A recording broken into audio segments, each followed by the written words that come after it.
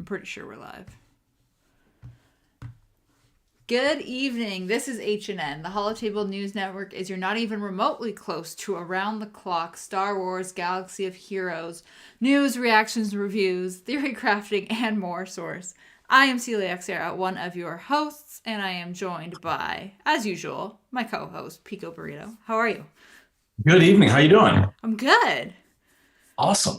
Yeah, So I think we were a little panicked this week that we weren't going to get something to talk about, I but I yeah, know. some stuff came in. So As of, yesterday at I don't know, maybe it was 3 or 4 Eastern. I was like, yeah, we're probably gonna have a slow show this week. yeah, because I messaged you earlier, so I sent you a message yesterday, and I'm like, yeah, so I volunteered to take my son to soccer and sit there for an hour, assuming that I was going to have like all of this content to read. And then I got stuck like a dumb chump in the car for like an hour. And then with about 15 minutes left, that's when all the flurries happened. So I know. I got a little bit of something, but yeah.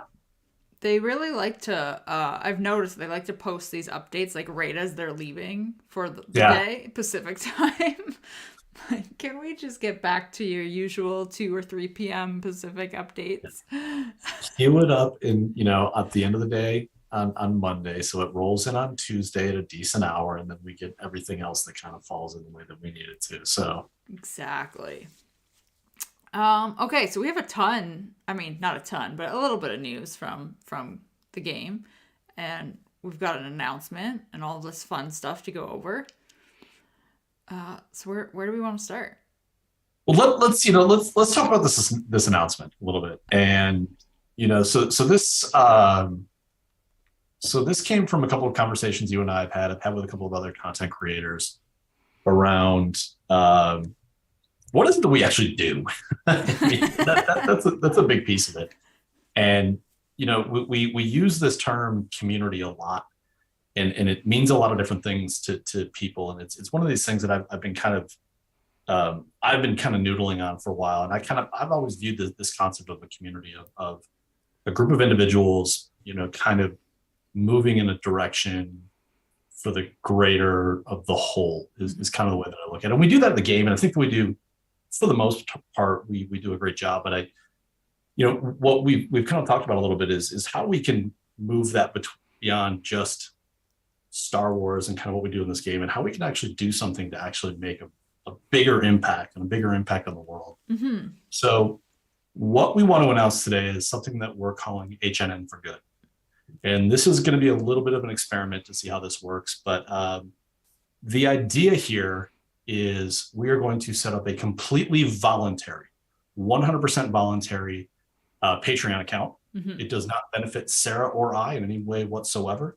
In fact, the idea behind this is that we're going to make a couple of very small donation tiers, and then we'll have a larger piece. I'm going to commit to doing a certain dollar value every month that's associated with this because it's my idea and it's something I want to do anyway. But the idea here is, as the HNN community, we're going to create a channel in Discord, and we're going to use this an opportunity as a group to decide what charity we want to donate that money towards. Yeah. So, and to kind of kick this thing off in kind of the direction that we're going, because it's tied to the two of us a little bit, me probably a little bit more so than Sarah, but what we're going to sponsor moving into the month of January is the Michael J. Fox Foundation for Parkinson's Research. It's a very important a charity to me. My mother, who diagnosed bipolar 35 years ago and has been taking any number of medications for a period of time, and has dealt with the side effects for the better part of the past 15 years. And a big piece of it were shaking. Frankly, that was the bigger problem. It had a pretty significant impact on her life. And it wasn't until actually she got a chance to go in and see a neurologist that actually started testing her for Parkinson's. Mm-hmm. We found that was an undercover problem that she was experiencing for a period of time. And as she's been trying to come to grips with where she is, and the Michael J. Fox Foundation, a lot of the research and a lot of the information they put out has been very beneficial to her and has helped her. I think it's a phenomenal charity, but I think these are one of these cases where, as a community, we can come together and maybe sponsor something. Part of why we chose it also is Michael J. Fox is a phenomenal Canadian. So yeah. There's a little bit of a tie between the two of us. But I think this will be an interesting experiment to kind of see what we can do together as a community. Yeah, I'm pretty excited for this. And I don't know. I don't think there are any other content creators doing a similar thing. I know obviously CG has Yeah. their fundraiser they do every year. So this is going to be cool. And then, like you said, we'll have a Discord channel set up. We can change the charity each month, type of thing, Yep. and go from there. And yeah, and So again, doesn't benefit either of us. Everything's going yeah. to go straight to charity. So In fact, one of the pieces that we're trying to work through right now, and we're going to do this very transparently, but a way that we can make sure that the community sees the money that's coming in every month, and they're seeing the result of that money going back out at the end of every month. I hate to say this, but we've probably all seen any number of charity scams or anything like that. We want to make sure that this is completely above board, and at no point does anyone ever say, "What happened to my money?" We want to make sure that's being taken care of to that point as well. And again, we'll talk through some of these things in Discord, and I'll get these channels set up probably by the end of the weekend. We're going to kind of keep this to some very specific categories. I kind of like to think about this as like, kids, cancer, and animals is really the area where that's at. Again, we're more than happy to kind of take recommendations from people. We're trying to think of larger organizations because we are a little bit of an international audience to make sure that that's covered. But I'm really excited about this. I really kind of want to see this kind of move as a community for good. And I think this is something that we can do to kind of influence this. The question was asked when we kind of ran through this with someone the other day is, are we going to offer something for people that are willing to participate? And the answer is no. The reality is, this is an opportunity to do charitable work for the sake of doing charitable work. yeah. And I think that's important. And while I know that a number of organizations, and CG did it as well, donate to us, and we'll make something worthwhile in the long run. I'm really trying to kind of push this idea with my children. I'm trying to push this with my coworkers in a couple of cases, but this idea of altruistic behavior, doing good for the sake of doing good. And I think that's one of the things that we can look at here. You can disagree with me, and I'm happy to have that conversation. But I think right now is, what do you get out of this? You get the warm, fuzzy feeling of helping someone that you don't know. And that's I think pretty powerful thing to have. Yeah, there's already a few suggestions coming through in chat, so this will be good. Yeah, I'm excited for this. I think this will be fun, and we'll start it like you said. We'll start it for January, so we'll take December to kind of get it organized, get some suggestions flowing in, and then we'll set it up in January. So look for some from channel setup. I'll probably end up. We'll go through the idea of maybe setting up a specific channel that's just going to be announcements, so we can kind of talk about what the target is for the month and kind of what we did the previous month. And the next month we'll have an open discussion. We'll figure out a way to do nominations as well. And I'm seeing some phenomenal things around other folks that are actually doing charitable work. By no means are we trying to imply we're the only ones that are doing it. I think that this is, frankly, if other folks are doing this, and if this is an idea that I would more than love to have every other content creator steal from us. Yeah, absolutely. Take it. I don't want credit for it. I think this would be phenomenal. So. Yeah, for sure. So this is going to be good. I'm excited for this. All right. So that's the big announcement. And with that, you want to get into the game? Yeah, I guess we can actually talk about the game. So I put down 3 sort of headlines, but they all kind of blur together, and it's really only like one main one. But we've got the December calendar out, and I wanted to mention this because I've heard it about 5 million times, and we can go over it real quick. So we can touch on that. But Sana Starros has actually been announced. We all, knew, quote unquote, that she was coming. But she has officially been announced with her kit reveal. Her marquee event is tomorrow, December 1st. So that will happen, which means we can speculate here that Aphra is probably going to be next week. Probably. Yeah. And then so for all of these marquees, they've been putting in questions and answers into the kit when they release them. And we're like, who are asking these questions? Because you've just released this. So they actually took questions this time and then released a question and answer afterwards, a Q&A afterwards. So it's interesting. I'll be honest. One of the questions in there was probably the most thoughtful and insightful question that has ever been asked of CG. And honestly, I mean, whoever came up with it must have been incredibly sharp, Hmm. uh, handsome, deep voice that works well, maybe talking in an audio only format. But yeah, just, I mean, it blew my mind. We'll probably cover that question in detail. Yeah, we'll definitely go over it. So, okay, let me just touch on the calendar, and then we can talk about Sana all day long.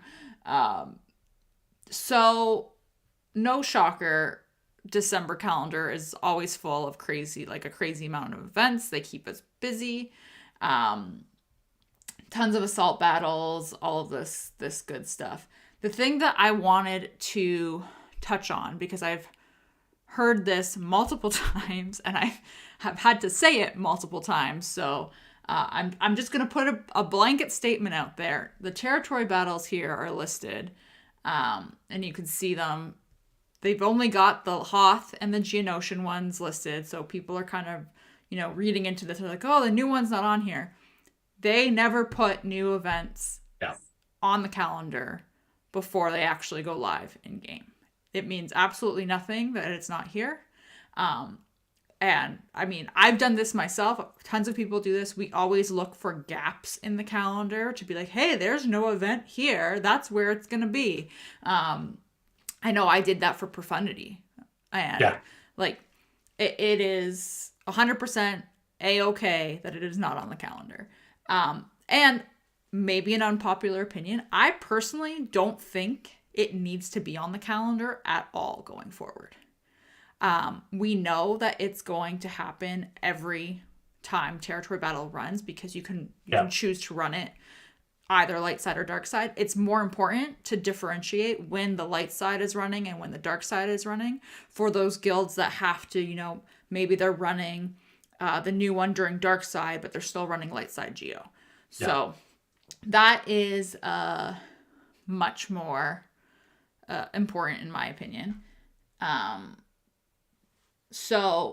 then Mulpoki just pointed out, apparently there is a mistake on the calendar. So it says Mara Jade is the character reward. She's the bonus calendar character reward. Now I forget, is the bonus calendar a for pay calendar, or is that, do they still do a free bonus It's a free one. Okay. Okay. As far as I know, this one is still going to be free as well. I haven't actually looked at the data mine, but I'm assuming it is. And then Tech is the regular login character. So I would argue that might be the best two characters we've seen in a single monthly calendar cycle. I mean, those are both two really good, relevant characters that are needed for building a couple of really good teams. Those are some very nice additions there. Yeah. And then the only other thing that people are fixating on are these bolded numbers. Which, like, this is just Meathead having fun with this, guys. Yeah. Like, this is there is nothing here. People were thinking it was a date, all of this fun stuff. It's not. It's letters from the alphabet. 4 is D, 5 is E, and 18 is R. So it's backwards red. Oh, I didn't even notice that. Yeah. We're gonna find out the guy's colorblind, probably. I mean, the crazy thing is it's just red. There's no 5 anywhere else. Just red. So yeah, I personally am not taking anything about Red 5 hints seriously. So yeah. The only other piece as well, and for folks that haven't been playing for very long or may not notice this, but one of the nice things that CG does in the month of December, because kind of everybody goes into a shutdown, is they give us a ton of extra events, kind of between Christmas and New Year's. So this year we're going to get 7 additional assault battles. So they're running every assault battle twice in the month, which was a little different than how they did it last year. But again, a nice little influx of additional resources throughout the month. So keep an eye on that. Make sure that we're ready to do that. What's interesting is for everyone who's unlocking Grand Inquisitor over this week, you will have all day on New Year's Eve to try and get through that event, which is going to take you a couple of hours to get through CT3. So just be ready for that. That's good to know. Man. I usually work New Year's Eve, and I'm not this year. They actually like gave me it off, and I was like, oh, nice. Okay. And I'm normally like, yeah, I don't care. I'll work it because I don't really. I'm not a New Year's Eve person. I don't care. Yeah. So I normally I'd be like, whatever. I'll just do it at work. And I'm like, oh, I guess I'll do it at home. So, okay, so I've been told in chat that the 5, by the way, from Meathead here, is Territory Battles is the 5th green cell, and it's a darker green. Ugh. I mean... So, I cracked a joke yesterday, and I was like, we're going to get Red 5, and it's going to be piloted by Rey. It'll be the one that she Luke brings up out of the water for her. Oh, the nerd rage that will happen at that moment in time. It's going to be great. Yeah. So, anyway, that's it. I really just wanted to point out that it's not a big deal, that the TV is not on the calendar. Everything is fine. All is well in the world. Okay. Do we want to talk about Sana? Let's talk about her. Let's get into this new kit that we've got. Yeah. Do you want to do the honors? Because yes, I know you've been excited. I have been excited, and I will start with I was really confused after reading it. It was one, I apologize for trying to get through the language barrier that's going to happen with this of what was written, but and we'll kind of talk about this as we get to the end of the kit, but they threw us a bit of a curveball, I think, and it's got more questions than I thought we were going to have a lot of answers today. So right. So let's jump into it. First of all, if you have not seen her shaded out character kit in game, here I think the kit looks, or the artwork looks phenomenal. I just think she's a super awesome looking character. But let's start with her basic called Cheap Shot. Final text: deal special damage to target enemy and inflict vulnerable for 1 turn. If the enemy already had vulnerable, inflict vulnerable on all enemies for 1 turn instead. As we get into the kit, we are going to see that this is going to be incredibly important and more likely incredibly easy to get that vulnerable spread across everyone. So I hope you like your crit damage in your crits, because we're going to see a lot of that in this kit. Yeah, I was going to say, like, this when I read this, I was like, okay, so back-to-back basics, and we're good to go, especially like on a tank. Yeah. And it's and what's interesting is, and we'll get into this in the Q&A, the image, she fires twice, but she only does damage once. Right. So again, man, that Q&A was awesome, and I think some of these answers are just great. So both as we get into that. So special 1. Actually, I take it back. I forgot one thing. Important thing to note as we look about her kit. She's a light side. She's attacker. Right. She's a leader. Again, which I think was a surprise. A scoundrel and a smuggler. She does not have the rebel tag. Right. But her kit is designed to work with rebels. Which is, it's kind of like how Mon Mothma doesn't have the rebel fighter tag, but she is with rebel fight. It's weird. I think, and again, we'll see this in the Q&A. They gave a reason for it in the kit description, and then there's the truth, and we'll kind of get into that when we do the Q&A piece. So, special 1, lesson in coercion. It's a cooldown of 4. Final text: rebel scoundrel tanks, of which there are 2 of. Rebel scoundrel tanks recover 20% protection. Dispel all debuffs on non-tank rebel allies and Sana. Sana and they gain critical chance up and stealth for 2 turns. Wow, that was terrible. Then call all stealth allies with 100% critical damage to assist with 100% critical damage. So use this ability: Scoundrel Tanks, which is Street Han or Cara Dune. recover 20% protection, Mm-hmm. dispel all debuffs on non-tank rebel allies and Santa, which that's the one piece I don't get. Okay. Why are we leaving debuffs On the tanks. the tanks? Yeah, that's a good point, actually. And then they stealth. Yeah, and then everyone else is going to stealth, but not when that like not happens. the tanks. Yep. Yeah, because like, what if your tank has like stagger or something, or Yeah. I don't know. So I've read through this a bunch of times, and I have not been able to figure that piece out. So Yeah. maybe some of the smart folks in chat will help out with where that sits. So so special 2, Mm-hmm. smart targeting scatterblast, which is a cooldown of 3. Summons this cool little turret. Deal special damage to all enemies and inflict tenacity down for 2 turns. Then deal damage to all target locked enemies and stagger them for 1 turn. So, interestingly, I did not realize this until today. Mm-hmm. Tenacity down is an unresistible debuff. Oh, I did not realize that either. Yes, it actually was in the Q&A. So you're automatically going to get tenacity down across the board, and then you're going to land target locked on and target, then deal damage to all target locked enemies and stagger them. So that should be able to help that stagger land much easier. And as we look in kind of the kit where this sits, because it's Rebel Scoundrels, we're going to have a couple of AE blasting targets to kind of hit those target locks. So all right, so pretty straightforward so far. She's got an ability that's going to recover protection on a tank. It's going to do some debuffs. She's got an AE damage piece. Here's where we get into the stuff. So the leader, Rebel Sympathizer, mm-hmm. which is a Zeta and an Omicron. All right. Final text. Here we go. Oh boy.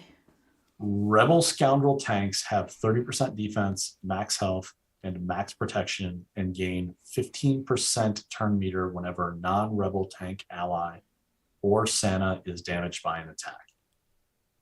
Rebel allies and Santa have 30% offense and potency. At the start of battle, Rebel allies and Santa gain protection up 100% until they use an ability. All right. So the next paragraph, and this is where I think it just gets kind of wacky. Whenever a Rebel ally or Santa has less than 10% turn meter and gain bonus turn meter, they gain 25% critical damage stacking until they critically hit an enemy. If a Rebel Scoundrel removes turn meter from an enemy, that enemy also takes damage equal to 20% of their max health, which can't be evaded. This damage can't defeat enemies. The first time each turn, Rebel allies and Santa deal damage more than once, they gain 25% max health stacking up to 200% for the rest of the encounter. Whenever Rebel allies or Santa critically hit an enemy, they inflict target lock for 1 turn, which can't be evaded. Whenever an enemy is inflicted with target lock, reduce Rebel Scoundrel tanks cooldowns by 1. Whew. And now we get to the Omicron, which is in Territory Wars. Rebel Scoundrels and Santa are immune to daze. Mm-hmm. At the start of battle, Rebel Scoundrel tanks taunt for 1 turn, and Rebel Scoundrels and Santa start with tenacity up for 1 turn. Target lock can't be resisted from this ability.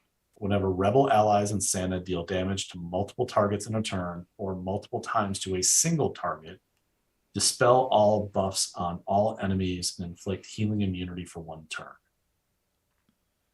So do we want to talk about this, or do we want to get through the unique and then circle back with what a lot of that means? Because there's a lot in there. There's a ton. Let's look at our unique and then let's circle back. Okay. That is a mouthful. Yeah. So unique 1, a professional I can trust-ish. So final text, Santa has 35% counter chance and 20% critical chance. At the start of each Rebel ally's turn, whenever Santa evades an attack or whenever Sana attacks out of turn, all scoundrel allies are inflicted with suspicious for 1 turn, which can't be copied or resisted. Sana assists whenever a non-attacker rebel scoundrel uses a special ability. Whenever Sana assists this way, she recovers 20% protection and rebel allies recover half that amount. Whenever an enemy is inflicted with target lock, Sana gains 5% turn meter. And suspicious is minus 10% speed, 100% critical chance, and does not stack with critical chance up. Man, that is a lot. Okay. So there's a lot there. And I think to unpack it, we have to go to the comic books for a minute. Okay. So in the comics, and I've read it and I don't remember the full story, but at a high level, Sana Starros was hired to track down Han Solo.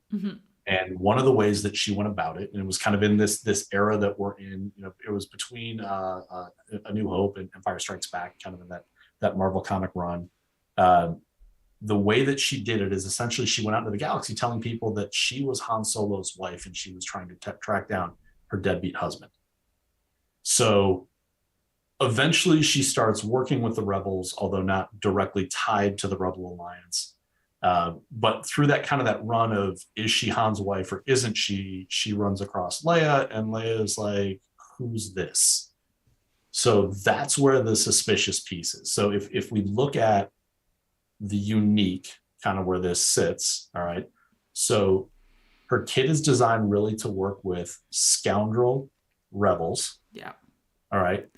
But interestingly enough, suspicious is for all non-scoundrel allies. Well, there's one kit that works really, really well with her, and that's Rebel Officer Leia Organa, because she's got an AE attack, and as we saw, there's a lot of things. So she attacks multiple times on basic. She has a turn meter mechanic on her basic, but she's not a scoundrel. So it's kind of like this interesting idea that she's giving all this benefit to, like, Lando and Han, and then Leia's sitting off to the side going like, who are you? What are you doing? I kind of trust you. I kind of don't. So you kind of get that interesting little, like, little speed reduction on top of the critical chance. So the way that I'm just looking at suspicious is for Han Solo's love interest trying to figure out why is his potential ex-girlfriend hanging around. That's the way. Right. So I mean, it fits with the story, right?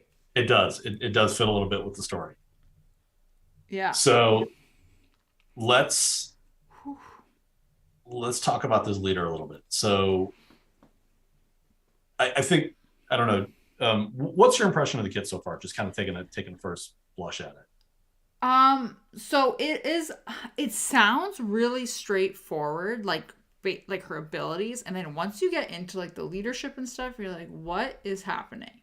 There's a ton of turn meter manipulation going on, which is good, but I'm like, what is going on? And also, like, the synergy suggestions that she has, like, she's basically taking all of these leftovers and turning them into a team. And I know that, like, the majority of people, so, like, they suggested Rolo, Stormtrooper Han, Cara Dune, and was it Lando? No, it is Snowhan was the fourth one. So it was Lando and then Captain Han Solo are the four that they recommended. Ah, okay. Kind of makes sense because he'll revive people. So, and he has a turn meter manipulation mechanic in his kit. Yeah. As well. So, but she's taking these kind of like leftover characters and turning, because, like, I don't know about you, but how often are you using your Han and your Rolo? Like, I'm not. Yeah. So she's taking these leftover characters and turning them into a team. And while you wouldn't necessarily go straight for her, I don't think, the people who are gonna have her and are getting Aphra and all this kind of stuff, already have Rollo at Relics. We have Captain Han at Relics. We have, well, I don't have Stormtrooper Han at Relics, but he's basically the odd man out here. Yep. That you have the team already built. You're just not using these characters. My initial thought on this is, who's the kid? Who is this team intended for? Yeah. Because to your point, it feels like a late roster kit. Mm-hmm. But I don't.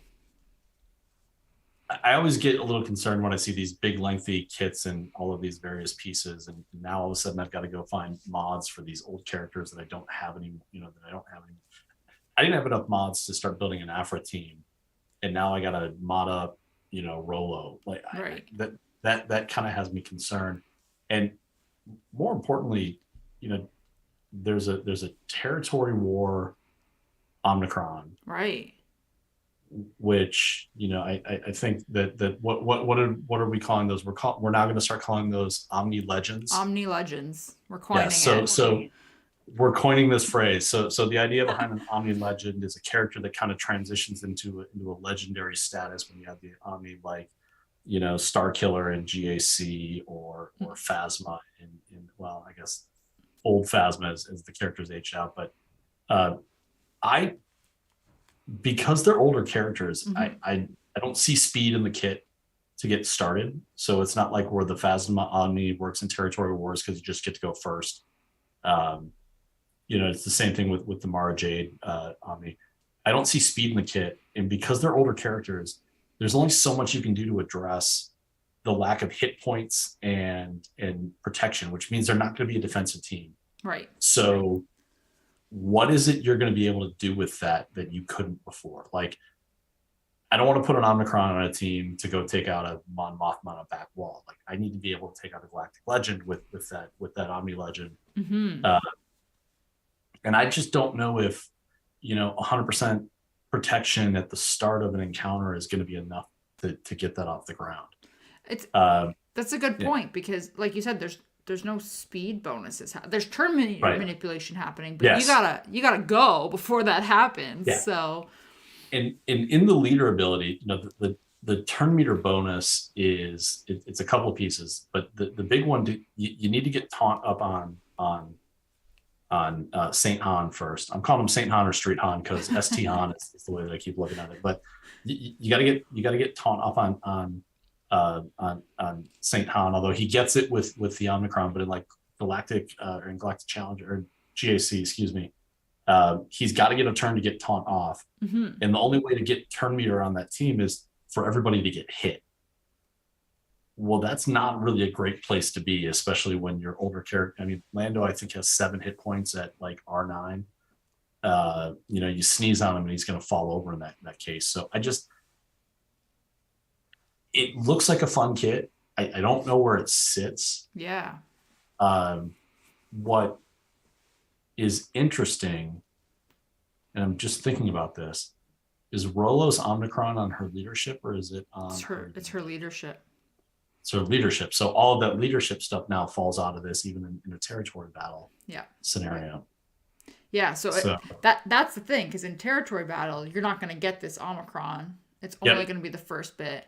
So is it this that's more, especially in the new one, which one has more value? This one without the Omicron, or Rollo's with it?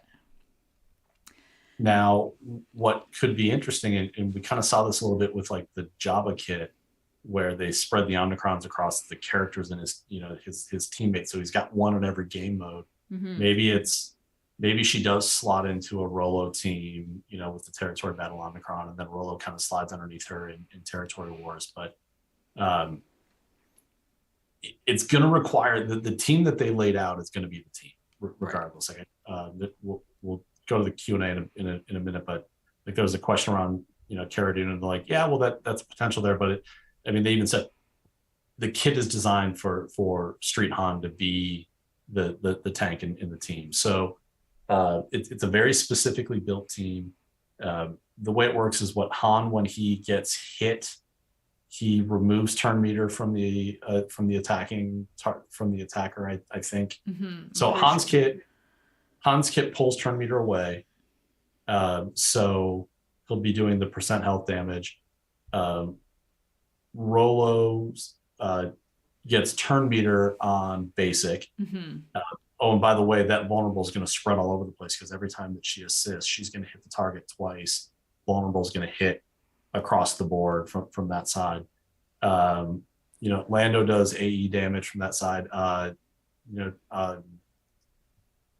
Cold Han, Captain Han, he's got a turn meter up on that side. It could go fast. I don't know where you're going to get to the first turn. Yeah, that's the problem. And if you don't take a turn, you're not going. The one thing I didn't see was what her starting speed is. She's 183, so I mean she's fast-ish. It's okay. But even all those old kits, they're all just so slow. Right. So then, are you relying on her to get the team going? Yeah. I don't know. I just disappointed isn't the word. I didn't want another team. I wanted her to slot under the Aphra team and fill the role so that I could build a really cool team around it. And I don't. God, I feel I don't want to say that. I don't want to say it this way because it feels so negative. But like, I don't know who was asking for this. Right. That's a fair point. Yeah. I just don't know. I don't know where you go with this kit. Yeah. And that's the thing. Yeah. Like, I read it yesterday and I was like, maybe I'm not reading it right. Maybe I'm in a grumpy mood and I'm not like fully grasping it, but I wasn't wowed by it. Not that I necessarily need to be wowed by a marquee, but I was kind of like, okay, it's just a kit. I don't know if I'll use it. Yeah. It feels a little bit like Talon. Right. Where she's just kind of there. Yeah. And we've all geared her because we wanted Starkiller. Yeah, I mean, supposedly she does great with, Malgus, but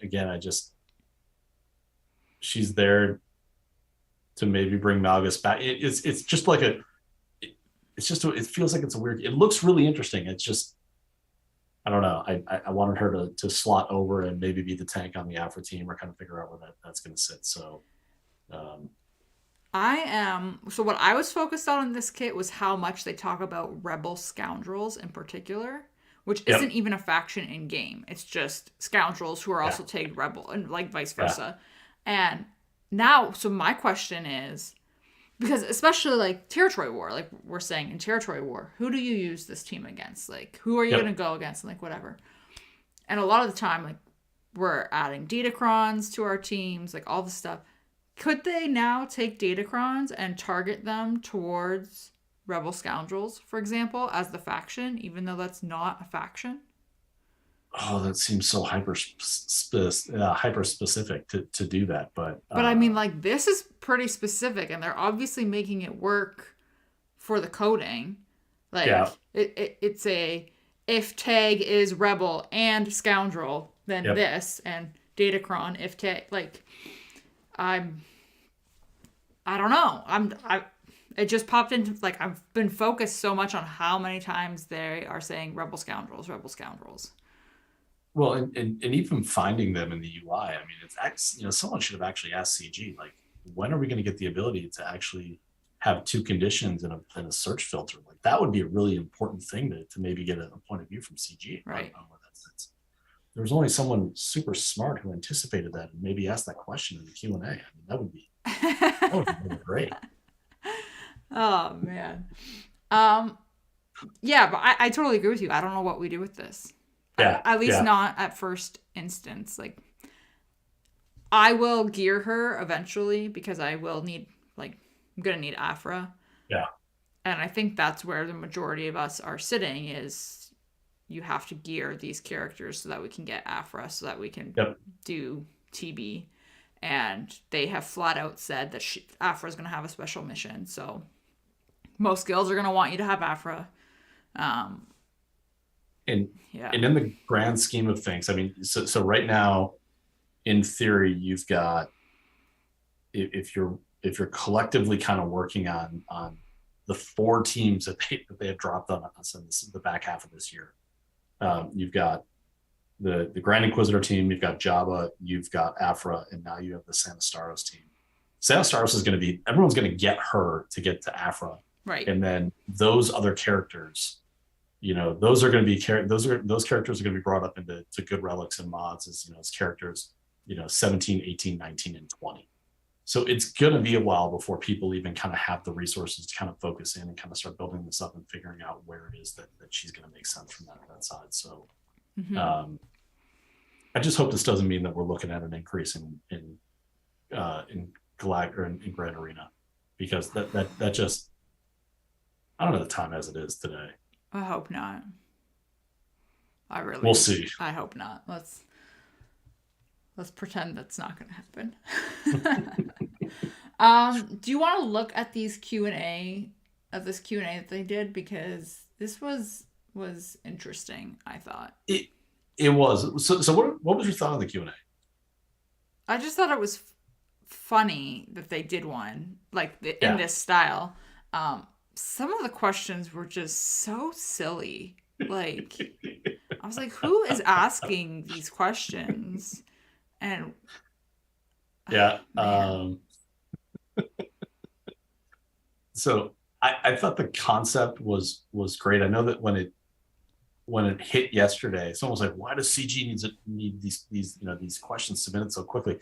I was impressed that we got the turnaround that we did. I mean, that was a pretty quick turnaround around this. There's some great questions in here, and I think maybe it kind of speaks a little bit to the complexity and struggles with basic English writing in some of that we seem to see. And Sana and they, that just seems like a broken English phrase, although you told me earlier today that was actually it is technically grammatically correct. It sounds dumb, but it's like the same rule of thumb. If I was like, Pico and I are going to the store, or Pico and me are going to the store, right? It's the same idea. But yeah, I read it too, and I was like, that sounds dumb, and then I was like, oh yeah, that's actually right. So I think the other piece I saw the questions, and I'm speaking a little bit of experience right now as someone who's trying to write a fairly lengthy document. Move to bullet points. Yeah. It conveys the same amount of information, but it just makes it so much easier to read complex concepts. Yeah. Yeah. So I was not a fan of how this was laid out when I was reading it, but I was like, all right, fine. Here we are. Yeah, so does the Omicron, so you want to start out? Yeah, pretty simple. Does the Omicron inflict healing immunity on all enemies whenever dealing damage multiple times or to multiple targets, or only to those who are damaged? So that's a fair question, because, for example, Rolo, she's going to deal damage 10 times to random enemies. That might not be all 5, right? But it goes to everyone, so. Well, and even with that, I until you said that, I didn't even think about this. It's possible that 4 enemies only get hit once, and then the 5th enemy gets hit 6 times, because it's random where those spread out. So but it's everyone gets healing immunity as long as just someone gets hit more than once, or you hit more than once. So but this question, does her territory war Omicron only work if she's in the leader slot? It's on the leadership ability. But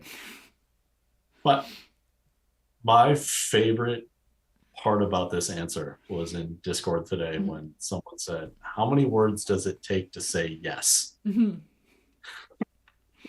51. Yes. Apparently there are 51 words in this answer.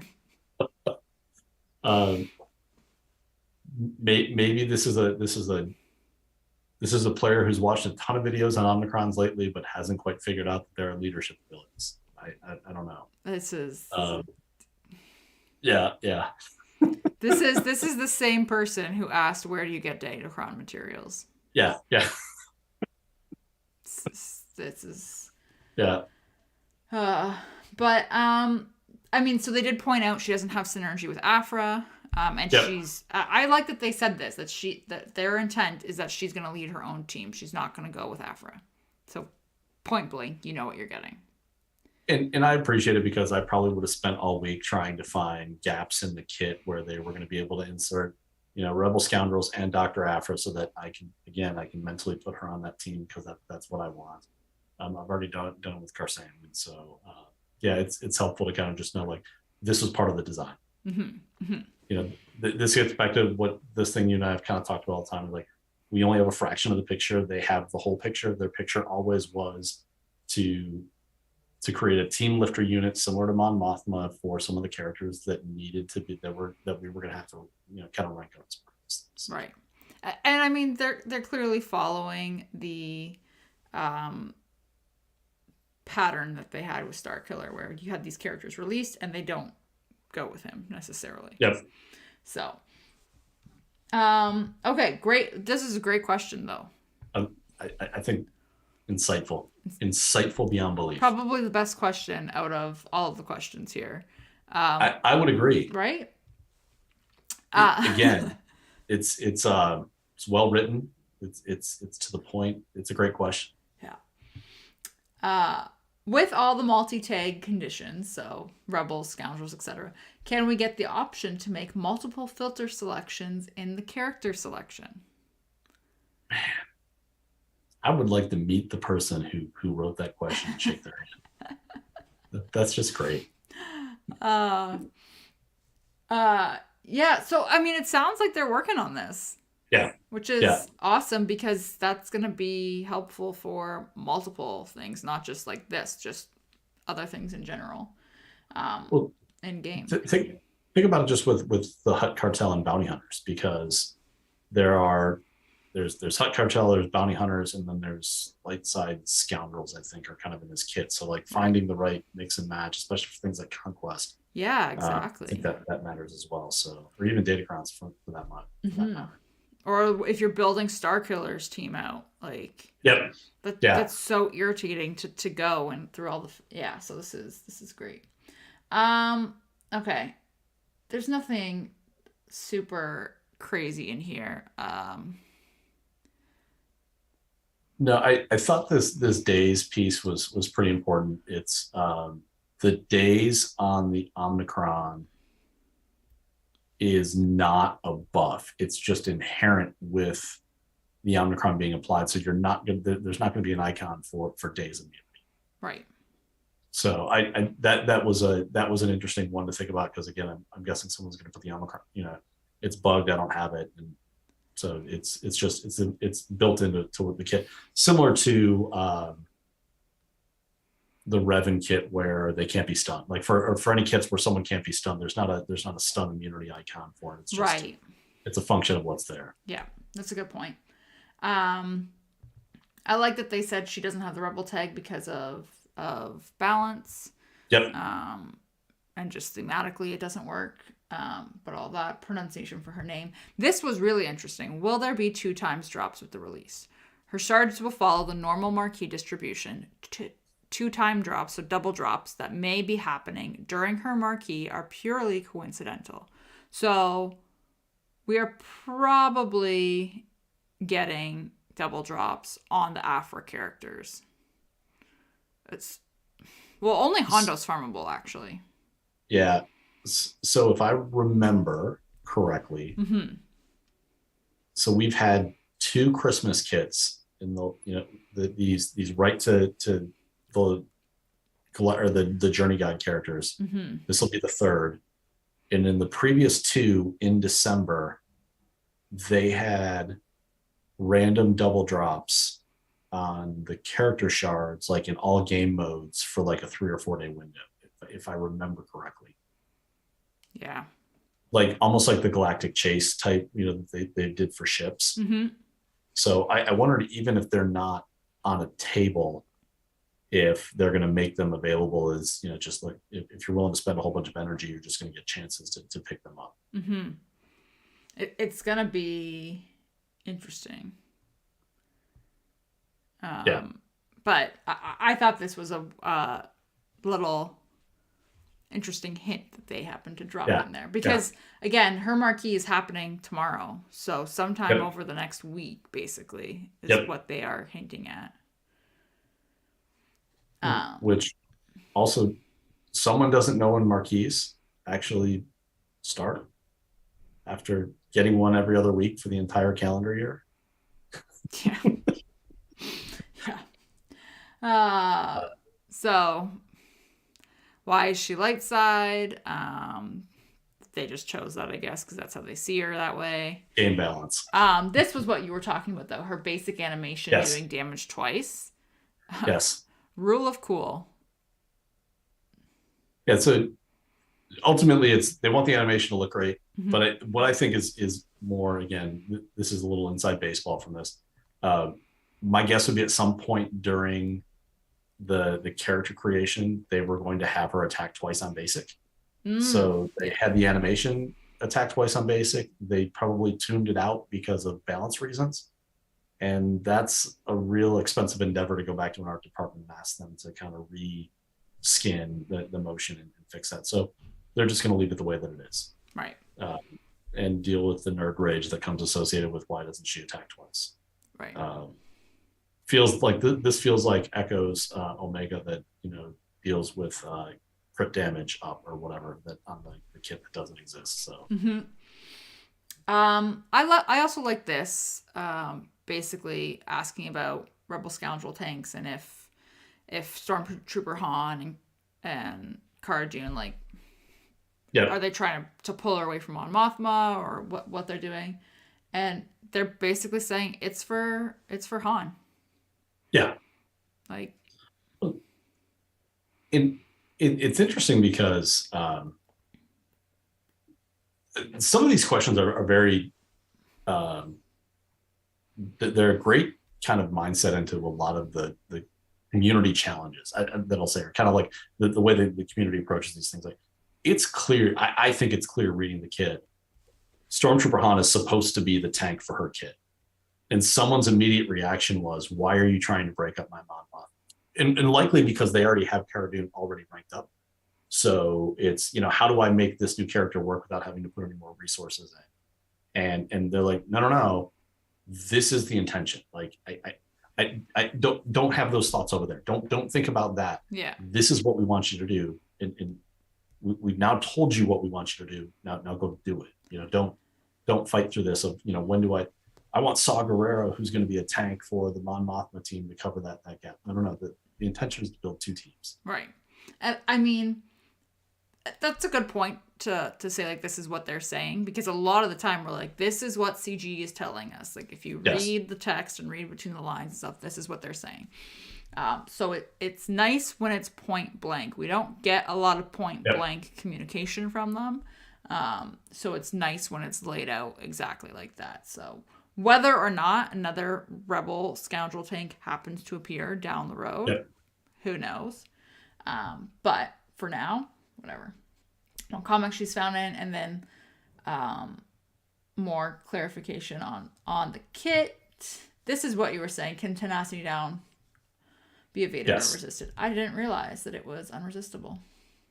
I didn't either, and that's actually so. It's funny because as we were kind of messaging back and forth about the kit today, I said it feels like her kit needs potency because of all the debuffs, but Tenacity Down can't be resisted, which means it doesn't matter what your potency value is, and the target lock is unresistible as well. So it might actually not be as much. Now there's the I think it's on our second special where they get stagger, you would need potency in that case, but now all of a sudden I don't maybe need 130 to 160% potency. I can get away with 70 or 80% because I'm pushing it down with Tenacity Down on that side. But that's actually really cool. I did not realize that was the case. Yeah. This was. I really wish they had just reformatted this question, because this one was just painful to read. Just because it was so long. But it's basically asking how it works in terms of her turn meter gain and getting 25% crit damage, stacking, and all that stuff. And it basically just says she's going to get 25% crit damage because she only had less than 100% turn meter when this example was given, or the example given, which is that she has Yes. 95% turn meter. Can suspicious be applied to allies multiple times, thereby slowing them down significantly? That's actually a good question, Yes. in my opinion. So it sounds like it doesn't, though. Correct. It only applies once. Yeah. Um, just a note on the crit damage and the turn meter piece we're talking about. Because of the way this mechanic works, it's also not beneficial to have Raid Han in the team. Right. Because when he starts with his shoots first, he's at 100% turn meter, so he's not going to get the turn meter bonus for any of that. Right. So it's not like a turn meter train that you can which again, it's super smart that the way they did that. If they don't want a turn meter loop potential in it, that's an interesting way to kind of handle it from that side. Yeah, it's smart, and I think they thought of that, which is great. So this one's good because it talks about order of events, which is also something that a lot of people don't are unclear of. Yep. So it says that her second special basically does damage to all enemies and inflicts tenacity down for 1 turn. And her leadership Omicron says that rebel allies and Sana deal damage whenever they deal damage, and her to multiple targets in a turn or multiple times to a single target, dispel all buffs on all enemies, and inflict healing immunity for 1 turn. So basically, if you use her second special in Territory War, when you have the Omicron, is it her second special going first for the order of events, or is it her leadership going first? So they have said she's going to deal damage to all enemies, then she will dispel all buffs on them, which I believe is her leadership. And then she inflicts healing immunity, and then she inflicts tenacity down before continuing on with the rest of the special. Right. Yep. So it is so damage triggers the Omicron, which then dispels buffs, which then applies healing immunity, and then the last is tenacity down. Yeah. On that. So I mean, I think that makes sense. Leadership ability and then special ability. But and again, what I appreciate about these questions are we would have to go into swguh.gg and kind of read through programmatic view to understand kind of how these things happen. And they're just putting it out here like, no, this is what now. Hopefully we don't find out that they made a mistake in this and then they get eviscerated for doing it from that side. But again, I think it's helpful, especially in complex kits, for helping people understand how they work. And then, kind of gives us the ability to go back through and kind of, plan around that or kind of, theory craft around how to make that work. Right. Yeah. And then they talk about rebels critically hitting, which is also in her leadership, and inflicting target lock. So they basically are saying target lock is going to be inflicted 3 times, and rebel scoundrel tanks cooldowns will be reduced 3 times because the crit 3 times is inflicting target lock each time, reducing cooldowns. So that's assuming none of the target locks are resisted, though. So target lock can't be evaded, but it can be resisted. Fair point. Okay. So potency would matter in that case. What is great about that, though, is so like with Rolo's herd attack that attacks 10 times, you should immediately be able to get those cooldowns reduced to 0 on that. And frankly, with Lando as well. Yeah. So this was an interesting. I don't know how much I enjoy them doing a full-blown Q&A on one marquee character. Sure. But there were some actually like good, helpful, interesting tidbits in here. So what I think is interesting about this is because we've heard some feedback on this, and like I know the Gambit guys were talking about this, and I agree with it to a certain extent.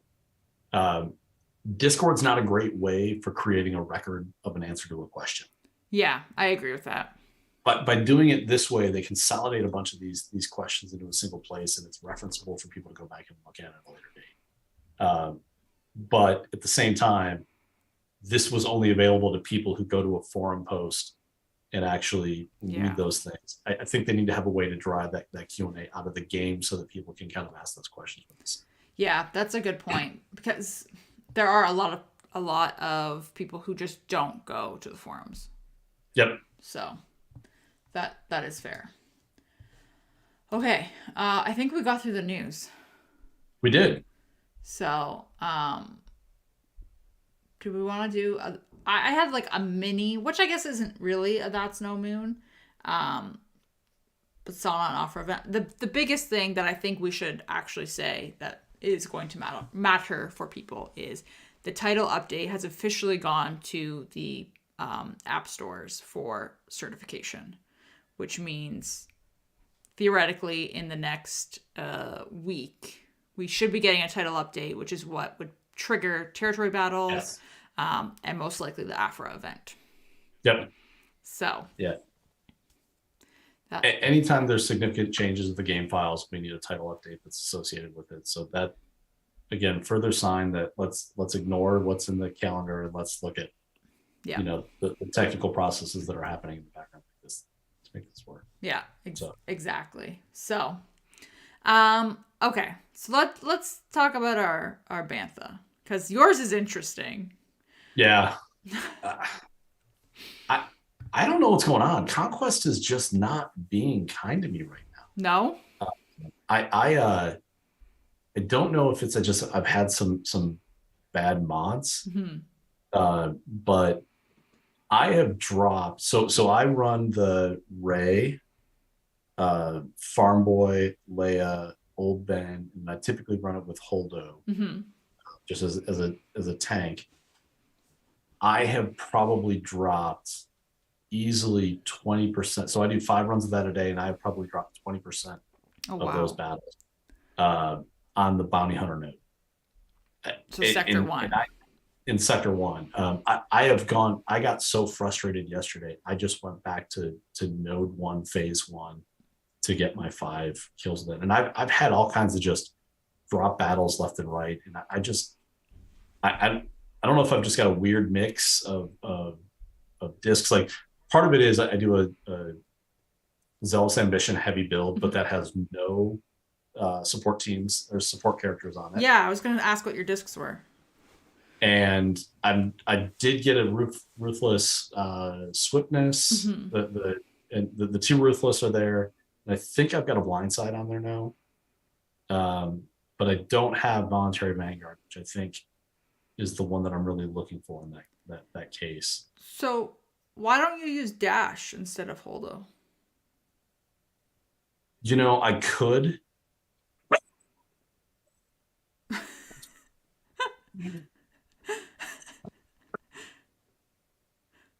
Hang on, give me 1 second. Can you stop for a minute? Give me 1 minute. Yeah. We'll take a quick little pause here. I'll look at the chat questions here.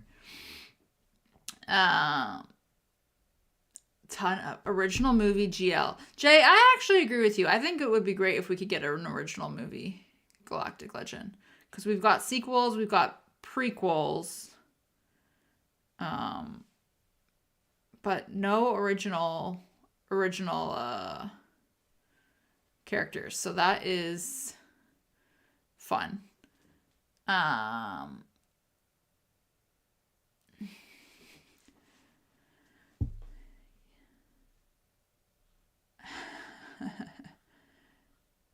All right. I'm going to unmute you again. Sorry about that. No. An Amazon delivery at 10:30 at night set the dog. Yeah. Come on, Amazon. Merry Christmas, everybody. Merry Christmas.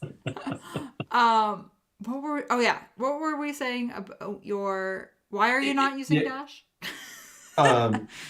because I just didn't consider it, and now I'm going to do that and feel stupid that it's going to work really, really well now moving forward. So Because you do have zealous ambition I equipped. do, Yeah, I man, do. just use dash. Well, I guess the biggest reason why I didn't is I set up all my teams that I Mm-hmm. used last time, and it worked really, really great. And I just kind of pushing forward and not making any changes. So I dropped a lot of missions that I hadn't in the past, and I don't know. I'm still making great progress, but it's just one of those, like, I just feel like I'm wasting energy at this point. Right.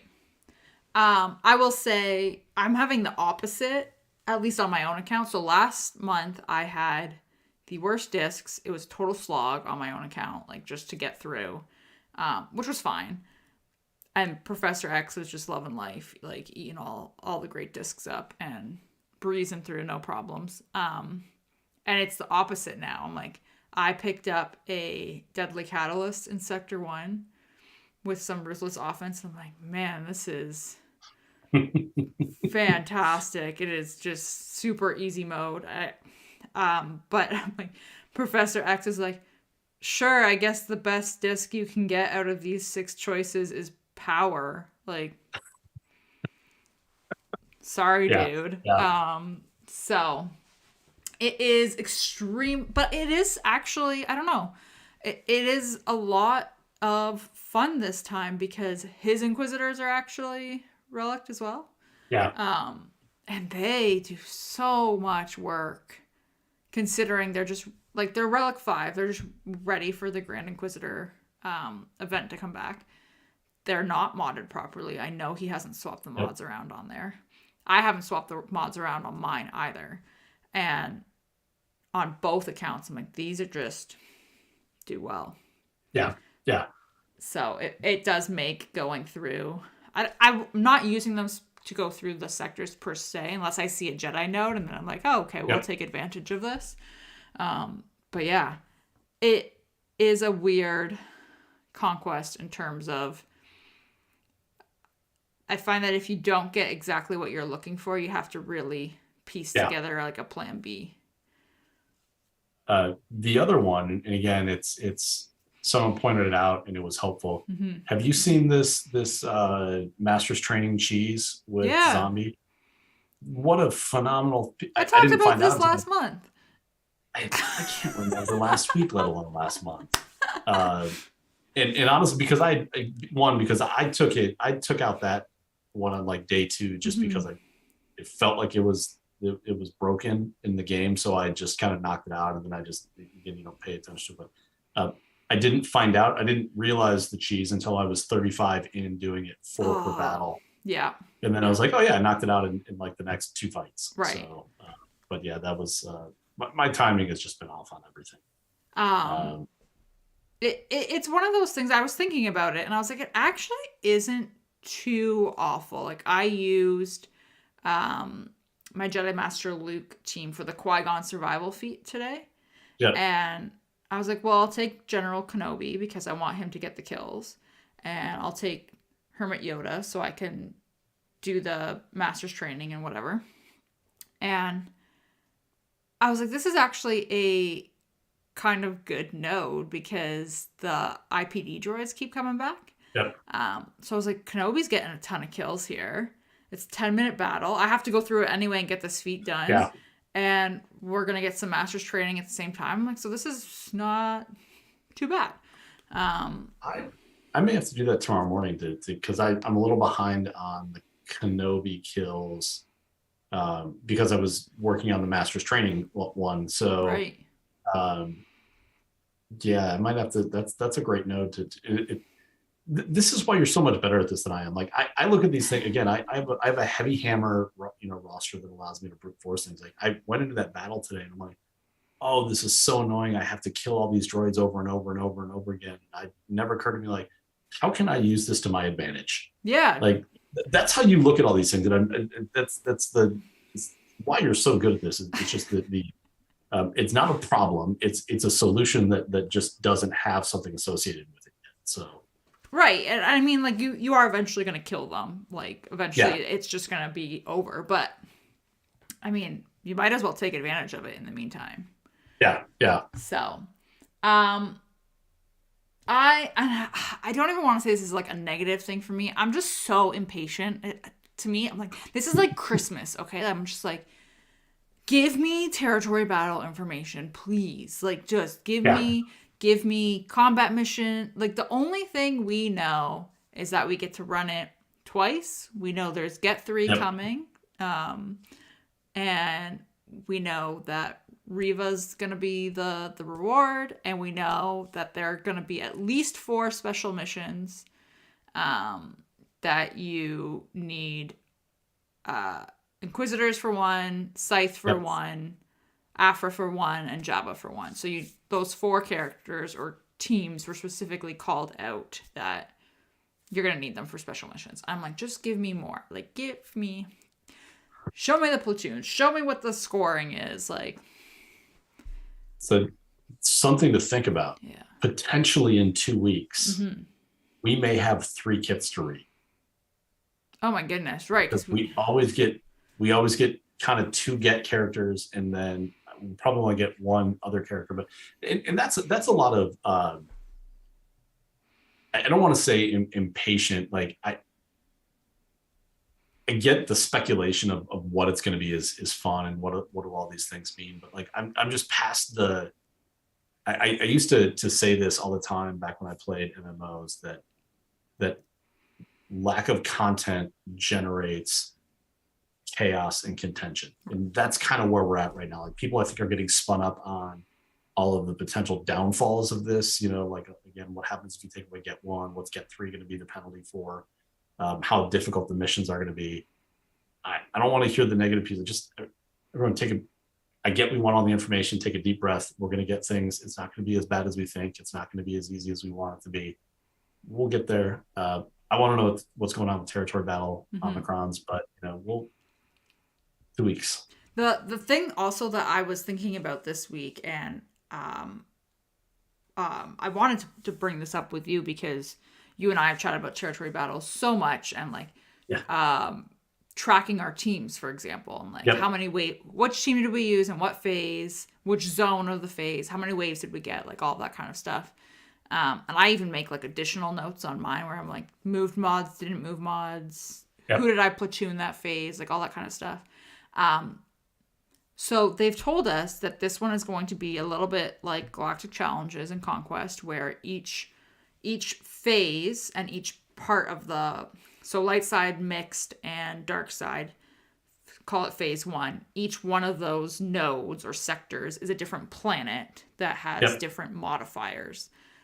So if you take your, for example, Omicron Finn team, they might do really well in phase 3, but absolutely eat it in phase 1 and 2 because of the modifiers. So I think like this is something, I was just thinking about it. I'm like, this is going to make tracking your teams and where you use them even more important. Well, and it's funny you bring that up, because I was on Old Man's Cantina last week, and I kind of came up with this back of the napkin math on Omicron value. And I kind of, the idea is the value of an Omicron is related to how often you get to use it. Right. So, and I shared it with Zareth yesterday, and he actually asked something really, he said something back that, again, it kind of aligns to what you're saying there. But the whole idea is, all things being equal, we're going to be able to use a territory battle Omicron 12 times a month moving forward. So 6 phases, twice a month. Grand Arenas, there are only 9 battles you can potentially use it in a month. Territory Wars, you can only use it 4 times in a month. Yeah. So territory battles now becomes the most valuable of all of them. Let's put the sortie one away, where we get to do it 5 times a day for 14 days. But and Zareth's question is like, but he's like, that all makes sense. He's like, but what if you don't need it? Yeah. So that's the one. But the flip side, or kind of what you're saying, is, what if it just doesn't work? Yeah, like what if the modifier negates it? Yeah. And that's I think, all things being equal, like, I love my Finn Omicron. I don't think it's gonna work. Yeah. And this is another thing too, is like, we're going down to 2 waves. So a Yep. lot of these Omicron specifically for TB are based off every time you go into a new encounter. Yeah. That's only going to happen once. Yeah. Look, CG is really smart, and they know that the way you keep people engaged, and frankly, the way that you make money is you continue to push people forward. And if I get to pull Kyle and Rolo and Finn into the new territory battle and I'm killing it, that doesn't make Pico add more to his roster. Right. So I'm afraid they're not going to carry forward. I think it's probably going to upset some people. It is what it is, but I kind of want to know what it's going to look like. Yeah. I'm also curious if we're going to get a straight to farm character, because we've gotten straight to farm characters with the last territory with all of the territory battle releases. We had Captain Han and Stark for Hoth. Yep. And then we had Arc Trooper and Geo Brood Alpha for Geos. And they went straight to, I think all of them went to Cantina. So what if, again, as I just said, the speculation is killing me, but I'm going to speculate. What if we got a Purge Trooper that was a requirement to unlock Reva, that ultimately that would result in what? We'd have then 9 Inquisitorius at that point? Oh my goodness, I didn't even think about that. Because we're at 6 now. Reva makes 7. Purge would make, no, that would be 8 at that point. So it's, I hope we don't. I somewhat think we aren't going to, because they released multiple characters specifically for this. Like there's gates on those characters already. Right. There's going to be the Jabba gate. There's going to be the Grand Inquisitor gate on that side. So, oh man, I hope they don't. I'm just so curious, like, I don't know. Maybe they won't. Maybe because we're using our whole roster and we have all these other characters, like you said, that are being released that we have to go after to use for missions. Maybe there won't be. Yeah. Oof. Right? Because like Arc Trooper was because of the Cam mission, right? Yep. And same thing, Geo Brood Alpha for Watt. Like, so maybe who's your get 3 speculation? Oof, I don't even know. I mean, I think it is safe to assume, and I know we shouldn't assume anything. I think it's pretty safe to assume that Watt and Cam will go there. Yep. And I don't know if they'll both have their own individual like slot, or if they'll rotate out, kind of how like Rolo and IPD do right now. But I think that's a pretty safe assumption that they'll go there, and you can buy them with Get 3.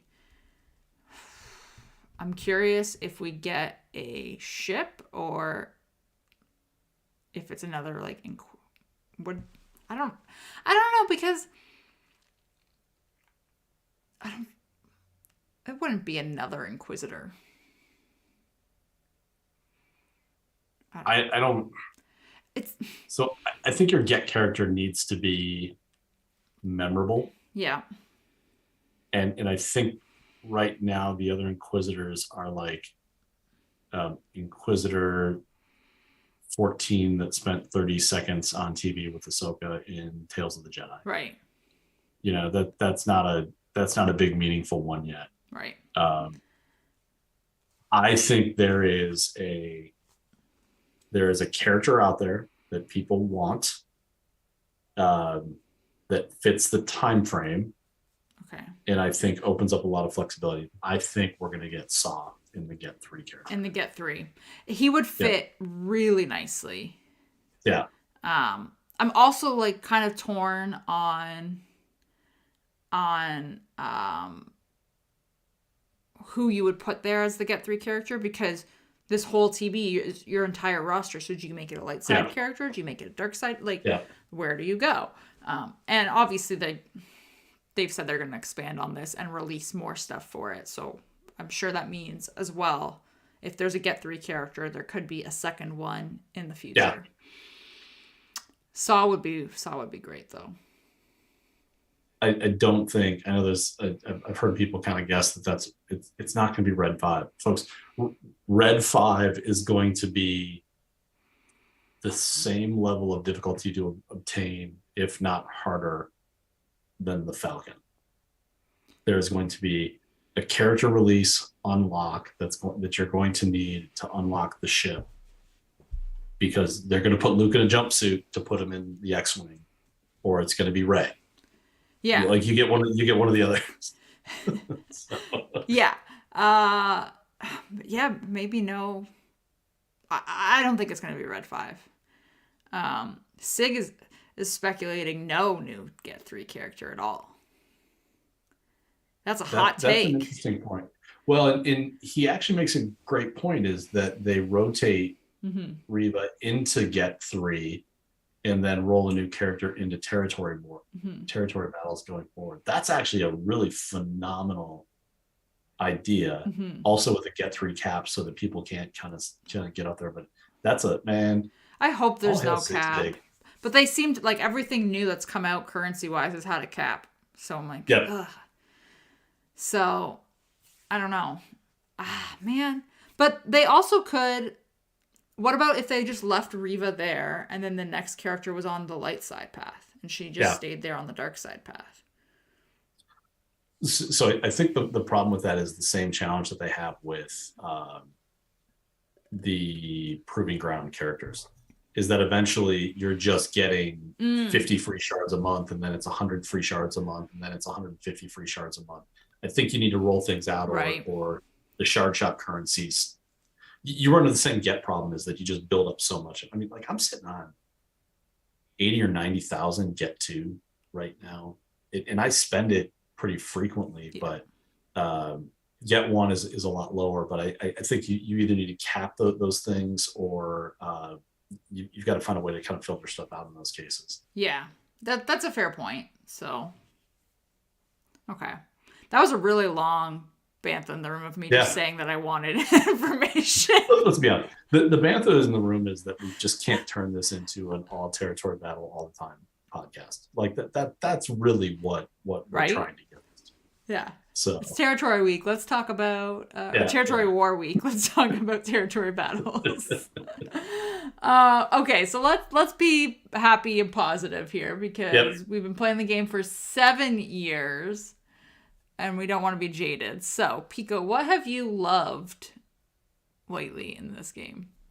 So there's a couple of things. And the one I like the Q&A. I think that's an effective way to get answers, and I appreciate the thoughtful questions from the community. Those weren't all the questions, because we both know someone who actually sent a question in that was, who is this character and why should I care? Yeah. Who is this character? Do you not want my money? But I thought the questions were great, but more importantly, the answers were direct, insightful, and they skipped the humor or the attempts to make it entertaining. They communicated information, and I thought that was great. So that was the first. The second, I'm getting a chance to play with my murder droids a little bit. Ooh, how you like them? They're so murdery. They are just so murdery. It's just, man, so I think tomorrow morning, when I go to do Conquest, I think I'm going to do the Sortie Mirror Squad, is what I'm calling it. The Sortie. So it's Sortie with Trip Zero and 3PO, BT and R2. And that's the squad that I'm going to run through some missions. So you've got the good half and you've got the bad half, and we'll see what they do. But yeah, it's a lot of fun. I still don't get how translation stacks, and I keep thinking I'm doing things to make it work. But yeah, it's they're a ton of fun. Yeah, I like it. Yeah, so that's gonna be, oh man, I don't want to say I'm excited to work on them, but I am curious how much I will enjoy them in Conquest. Yeah. So, I know I mentioned this earlier, but I'm really liking my Inquisitors. Like, I'm actually really not, I don't want to say really excited, but I'm excited to get Grand Inquisitor now that they're relic. I'm like, oh, you guys are actually fun. Like, I've had tons of fun using them in Conquest. The assault battle, I got up to tier 2 without Grand Inquisitor and 3-star challenge tier 2 all the way up there. So I just have challenge tier 3 left to do once I get him.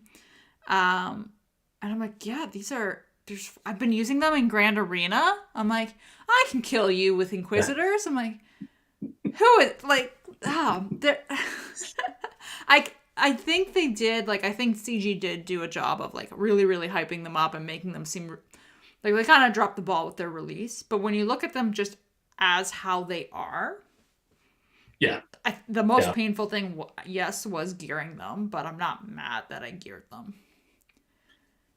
What I really appreciate about that kit is the artwork. Like when the characters move, they feel like they're angry and with force behind it. Like it's the stomp and throw the lightsaber and it hits everybody. Like it's so satisfying. Like their actions that they take as part of that team, and it's just it is a. I wish we didn't go through 6 months of what felt like a flood release, because I think that everyone's really just going to love playing with this team. Yeah. Yeah, it's fantastic. So, okay. I was kind of skimming through the chat for questions, and there's not a whole ton other than there's a funny one here. Where did I see it? This is the problem now. Like things enter my brain and then immediately leave them. So I can't remember who said it. Here it is. Lion's Den. Pico, are you getting paid to talk CG up? I don't think you were talking CG up. No, look. I'll answer that more directly. I recently took, about 2 months ago, I took a personality test. Oh, did you? And I did. It was I'll have to get the name of it and post it. But one of the things that it kind of said about me, and I think this is accurate, is that I just prefer to have positive conversations. Yeah. Like I prefer to be involved in positive pieces. And it's, yes, I'm a firm believer. You can be critical. You can't be mean. Yeah. And I think I'm critical of CG, but I think at the same time, I just am someone who tends to try and find the positives in things. Because that's just what I tended to deal with. So, trust me, if CG was willing to pay me for positive things, you'd be seeing me generate a hell of a lot more content than I am right now. So, well, this is the other thing too, is it's so much easier to enjoy the game and be positive about it. Yeah. Versus like being super negative about all the changes or whatever's going on that you may or may not agree with. So, I think, and I did remember it was called Instinctive Drives was the personality test I took. It was actually a really, really insightful view of myself. Oh, nice. Nice. I took one, I can't remember the name of it. It's the one where it gives you all of like the types of personalities, like the helpers and all that kind of stuff. And I was like, oh, this is pretty spot on. And, I learned exactly what I thought and how introverted I am. So, okay. So let's look at the meta report, because Profundity was today. It was. And if there's any other questions that pop up into chat, we can double back. Did you do the Profundity event? I did, this is okay. So I did it twice, because I did it on Professor X and I did it on mine. And Professor X is 4-star Profundity, no problems. I didn't even have to. I was like, oh man, how do I, like, when it comes around once a month and you're like, what do I do again for this? And then and I was like, okay, great, like Professor X, 4 stars. No problems whatsoever. Smooth sailing. My account, 7 stars. Do I not die? I'm like, what is, like, I'm like, I have more ships. Like, I got further into, what? Just what? So I died as well, and I'm just like, I don't need the 20 shards. I'm going to take a shower. And was done. So, Yeah. Yeah. So I did do it and it was fine, but it's just one of those humorous things to me. But so the last time we looked at this, Executor was at 70% Okay. and Profundity was at 25%. So So the gap and has closed. it has drastically closed. Um, Executors at 56. So like a 15% drop. Yep. Um, and Profundity went up to 40. So Profundity doubled. Oh wait, sorry. What did I say it was at? 25. So not doubled, sorry. But Yep. basically what Executor dropped just shifted over to Profundity. And what's more interesting about that is even like the early ship kind of meta of the Chimera is less than 1%. Like that's the part that kind of blows my mind, is that it is so much. It's 96% in two ships. Mm-hmm. It's 1% for everything else. And then even like the entry level players aren't even registering 1% in that list. Yeah, I agree. Oh, this is a good question, but and fitting considering we're in the fleet report right now. Uh, Androzani Major said, "What do you think CG can do to motivate us to focus on ships more than many of us have based on the roster roast that Zareth and I do on Crate?"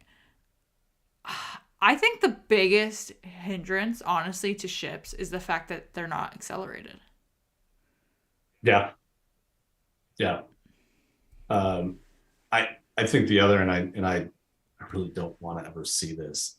Um, if we got a Death Star raid Yeah. with ships, I think that would force people to have to do it. But it's just, and again, I'm this is not my own thing. I was actually listening to Solo and Zareth from Monday talk about this, but it's not just the stars to get to the ships, but ships has really turned into a relic conversation more than anything. Yeah, it has. And there's just so many resources to get, I would say, like a raid ready ship, because you'd expect that to be, R8 or R9 pilots on that side.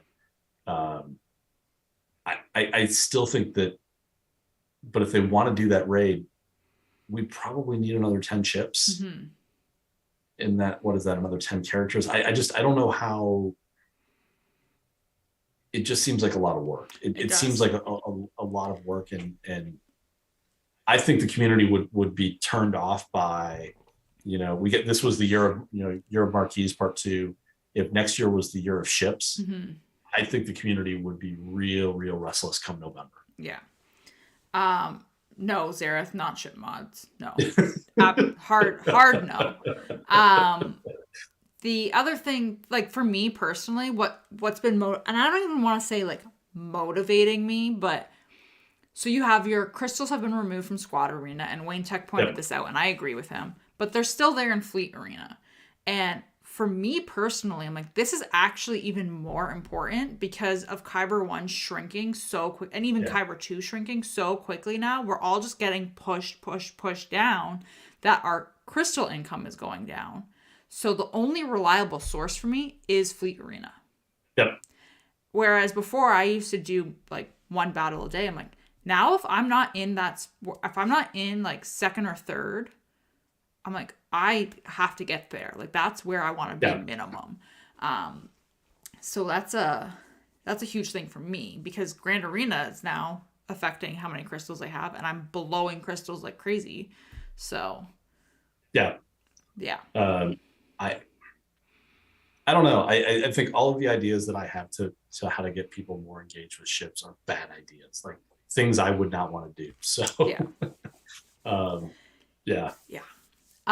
Okay, the Hirsch Bathans. This is a good one too. Are you finding it difficult to convince other guildmates of the merits in pursuing Inquisitors sooner rather than later?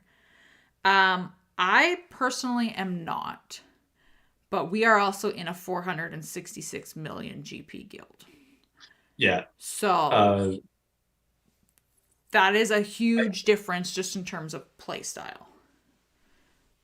I think that the if we look at maybe if we treat the continuum from when the Grand Inquisitor was released to now, I think it was much more difficult closer to the 4 months ago. And I wouldn't even say maybe in our guild, but I think like maybe in like the Asian and Discord server, trying to convince people the merits of it, or to your point, maybe in our alliance, some of the lower GP. But a lot of that wasn't the merits of the Inquisitors. I think there was just this negative view of the team, and people kind of just, it's one of those like, it's a the example I'll have to give. I thought I didn't like sour cream. Right. Until I actually had sour cream on a Taco Bell taco. I'm like, oh no, this is actually really good. Like I had just made a decision without actually trying something. And it's somewhat of the kind of the same idea behind that as more and more players did it because they either had to, or there was just at that point in the game, and the momentum behind maybe it was a fun team to play, or those things, it became a lot easier for people kind of going down that path. But for us, it's not a problem right now. It's funny that you say that too, because I had this conversation with Zareth on one of our Create Expectations episodes about Inquisitors when the Grand Inquisitor event was first rolling out back in like June or May, whenever it was that we chatted about this. And I remember him saying, are you going? Like, are you inclined to go for Grand Inquisitor? And I did not even hesitate. I was like, no, there is nothing here that makes me want to go after this. I was fully in that camp of where I was like, they're not amazing. I don't need them, like all of these things. And now that I've actually got them geared and relicked, I'm like, oh, they are fun. This is cool. So I think that is something that people are slowly realizing. We've also in our guild, just to be like completely transparent, like we told our guild mates to start working on Inquisitors back in September. Like flat out said, we're like, you're gonna want them for this new territory battle. Work on your Inquisitors. And even in the last month, we've been like, if you are not working on Inquisitors, you need to be working on Jabba. It's one or the other. Like, yeah, and we're not. I don't think that we don't make a lot of mandates. I think like the closest thing to a mandate is we work under the impression that with in a 460 million guild, red crate should be the expectation, not the exception. So by month 4, you should have that character, at Relic 5. That's kind of our target. That's as close to a mandate as we get. I think a lot of guilds are probably in that same space. What I think will be the bigger challenge isn't getting people to put relics on the Inquisitors. It's putting the right mods on to be successful in territory battles. That's where I think the bigger challenge is going to be, because it's a pain in the butt. So yeah, people don't like swapping mods. Yeah. So this is also a fun question from Zareth. Do you think the game would exist right now if mods were never introduced? That is a fun question, because I hate mods. I don't. It's funny. I don't love mods. Like I let a tool manage my mods for me because I don't like to, and I get the people that want to micromanage. But I think that without mods, I would literally have nothing to work on. Well, and this is an interesting point, because without mods, you wouldn't have anything that would change how a team interacts really in terms against another team, right? Like it's always going to be, this is the base and this is what they do, and that's it. Yep.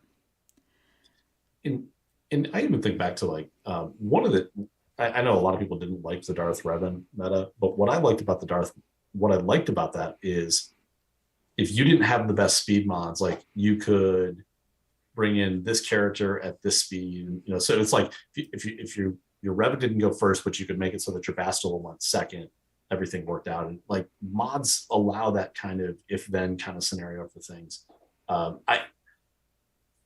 I don't know if I would say that I don't think the game would exist right now, but I think that they would need something. Like I think in Marvel Strike Force, they've got a mod-like system that you can mix and match something that looks like a mod, but it's not. But I think the values are fixed. I can see something like that, but I think something to provide variable performance, I think is pretty critical in the game right now. Yeah, it would be a very different game without them. Yep.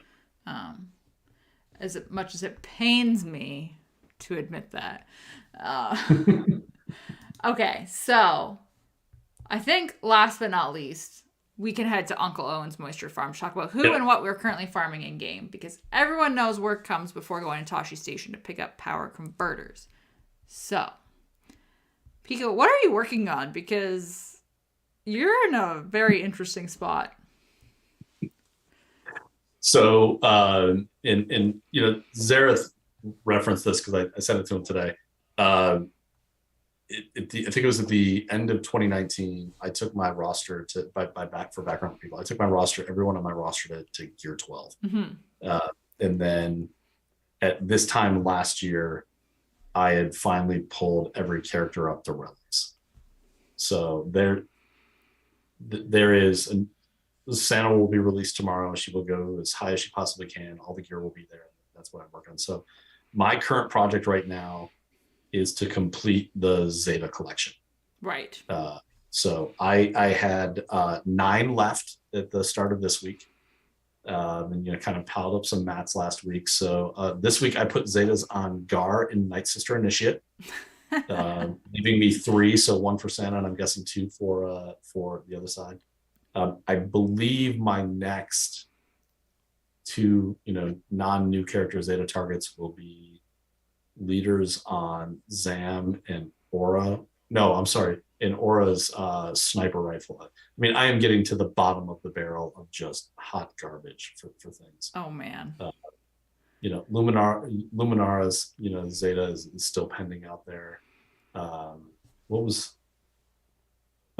Lando's, which that one actually doesn't look that bad, but so I'm trying to complete this. I'm doing a lot of mod work, but yeah, my Zeta project, so 7 left. That's all that I have. Oh man, that's nuts. Just 7 out of everything in game. Man.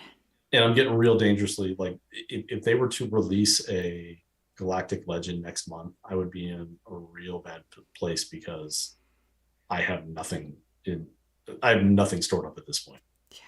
So yeah, let's hope they don't. I actually was having this conversation with someone in our guild because they were asking about Zetas and whatever, and I was like, 200 is my threshold for where I'm comfortable before I start spending them. Yeah. So yeah, when you were like, I have 3, I was like, oh, you have 3. Oh man.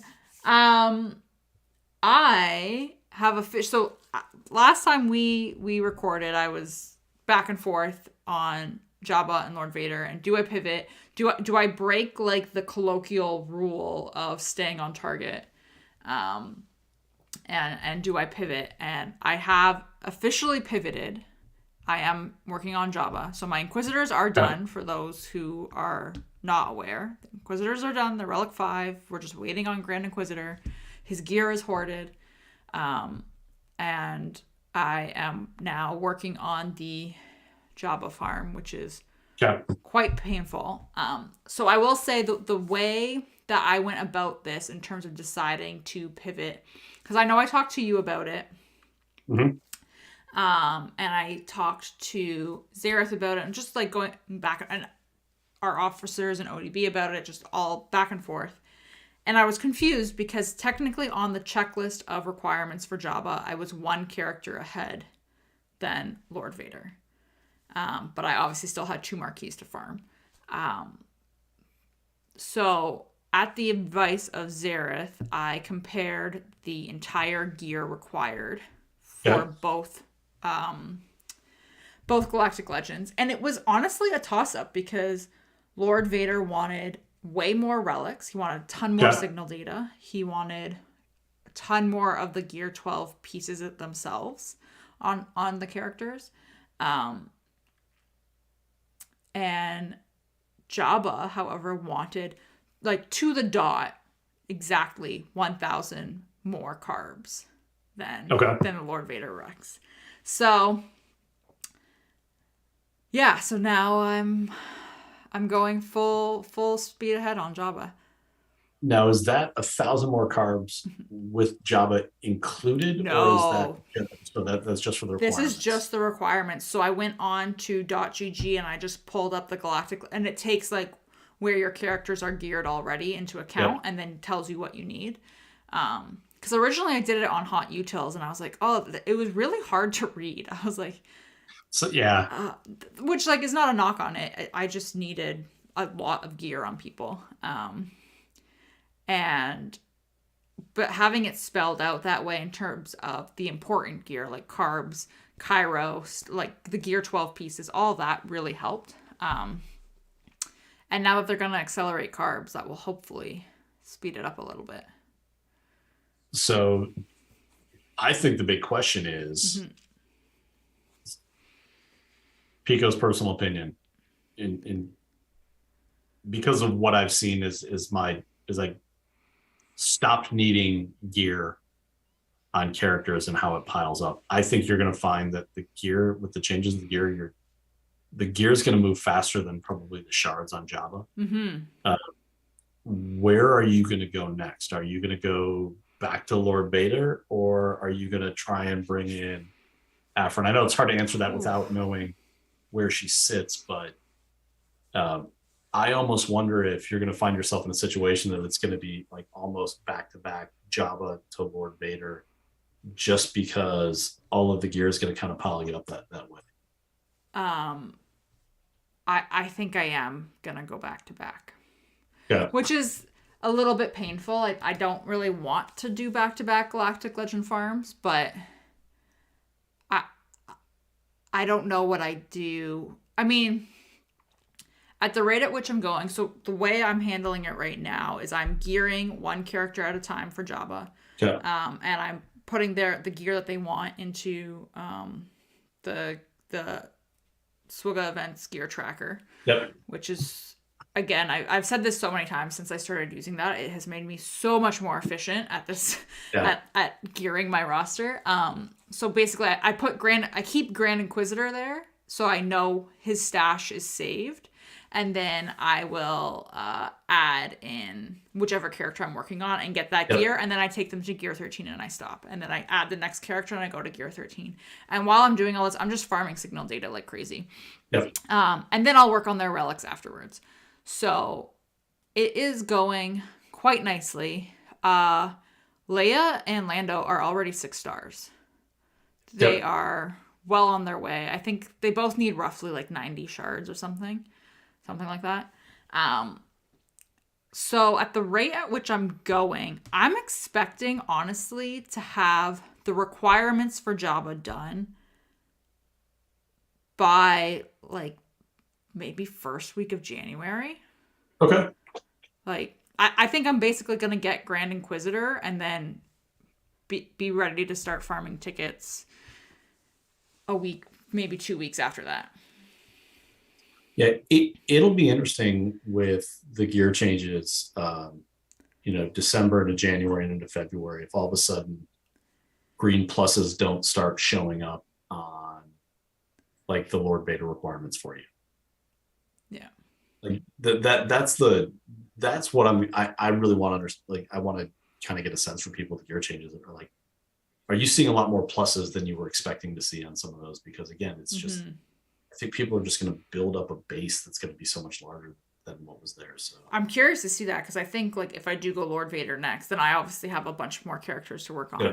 And then that was my other thought, was by the time I'm done the Jabba requirements and I'm moving into the ticket farming and all of that, once I have him, I still I don't expect all of the Aphra requirements to be farmable. No. So I think it's going to be a while before I even have those characters 7-starred. So I might as well, while I'm farming them, go after Lord Vader. So at that point you'll be caught up, right? You'll be even with the Galactic Legends. Yeah, once I have Lord Vader, that'll be all of them until they release a new one. So, and then I mean, a really funny thing is Professor X is also going for Java officially, so I'm racing that account because I think it's fun. Best part is you can always just go in and burn energy in the wrong direction in certain Be like, places. I don't know what happened. No. I can't do that because Zareth can get into my account and he'll do the same thing. Yeah, I guess. Yeah, He'll just be like, I don't know what happened, Sarah. Yeah. So yeah, that's what I'm working on. I'm actually kind of excited about it. So It's a fun team, and I think Zara said this on Gambit this week that Omicron for Gamguard in territory battles looks like it might be kind of interesting. So that maybe you have some a little bit fun to play with there as well. So totally joking, Sarah. Any other thoughts? No, it's going to be an interesting 7 to 14 days. I feel a little bit probably like, a kid waiting for Christmas, except Christmas is going to be 2 weeks early, but still 2 weeks later than I want it to be. But no, it's a lot of exciting stuff going on. So yeah. The only other thing I want to mention this before I forget, as a PSA, it was data mined on the events server that those relic relic material packs are coming back to the stores December 4th. The ones where you spend 500 crystals and you get a random amount of the relic materials, whatever, that you can do at the scavenger. So those are typically an extremely good deal. And I know I get frustrated when I miss them. So if you are somebody who likes to look out for them, December 4th is when they are coming back. Yeah, it's been a little bit of a challenge with some things showing up in the web store and some things showing up. Like, I don't open the in-game store as much as I used to. So it's good to know when things are coming to keep an eye out for them. Yeah, I agree. So, I think that's it. Yeah. Man, another 2 hours. Not too bad. For one character. All right, guys. Thank you, everybody, for joining us this week, either on YouTube or on the podcast, wherever you want to go. Friendly reminder to join the Discord server because we are going to be pumping out the H&N for good, like Pico said. So if you have thoughts on that, hop in there. We'll get that all sorted this week, hopefully. And we can do some brainstorming. And yeah, so that ought to do it. And until next time, Chewy, we are home.